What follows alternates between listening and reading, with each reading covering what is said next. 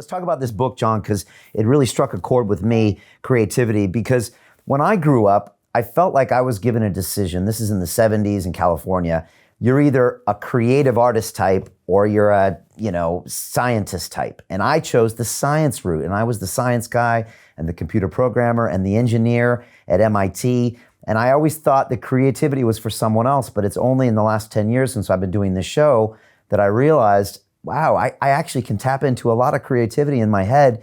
And then there's a lot of that in here and a lot of unconscious thinking that goes on. Tell me how you came up with these ideas, John. Totally, because I had an experience like yours. The difference between my experience and your experience is that the creative option was never there. The education I received, which was a good English education, prep school and public school, and I did Latin at the age of 8 and can still remember a lot of it, and I'm okay at maths and all these kind of things. I discovered early on that you seem to get more money for maths and Latin than you did for anything else, so I sort of became good at those and not very interested in anything else. But the whole way through, I was just being ever so gently told that I had to be right about things, Yeah. That's Peter Ustinov made me laugh once. He told me he'd once taken an exam and said, name one Russian composer. And he'd said Rachmaninoff, and the teacher said, no, it's Tchaikovsky. And that's sort of got education in a nutshell. And when I was 15, I was asked to write an essay on time. And I'm quite proud of this in retrospect. I wrote the whole essay about the fact that I'd not had time to write the essay. You see, now you smile or not.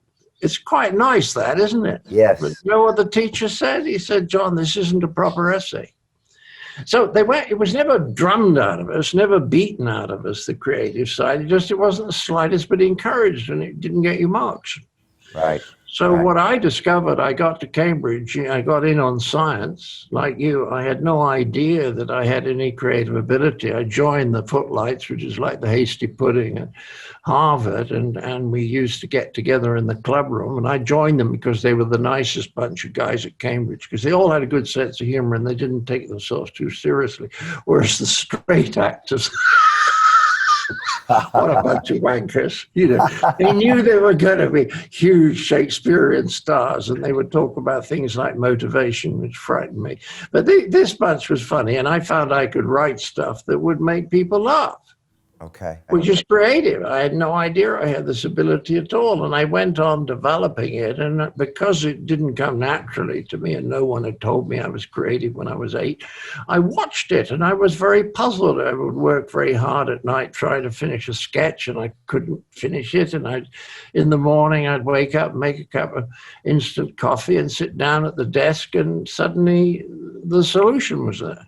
Right. And that's some of the IP that you put in this book, as far as to allow your unconscious mind to solve a problem, but also to give it time, right? We're taught in school. It's got to give it time. You see, every time you try and rush it, you go back into stereotype thinking. Right? Every time you rush it. This takes some time to explain, but there was a guy, I always forget his name, Donald Hebbs. He was a Canadian neurologist, and he said, when neurons fire together, they wire together. In other words, if you use the same thought path on a regular basis, it sort of becomes more than a path, it becomes a wire. The only way you can go down is to go down the wire. Yeah. So what you've got to try and do is get out of your normal stereotypical way of thinking. And somebody said, well, it's like you take a little house for the summer, and when you arrive there, the grass in the back garden is 4 foot high, and there's a shed over there. So you want to see what's in the shed. So you push your way through the yard and you get into the shed. When you come back, you come the same way, don't you? Then the next day, well, you're going to go to the shed. You're going to go this path you're slowly forming. And eventually that's what happens with our thinking, is we just always go by the same path. But of course, we went off the path. we might not get to the shed so fast, but we might find something that we don't know about in the grass. And that's what creativity is, getting out of a rut. We're all, that's what it is. It's sort of mental rut. And in certain circumstances, but they are circumstances when you can be playful and when you're not under pressures like time pressure in particular.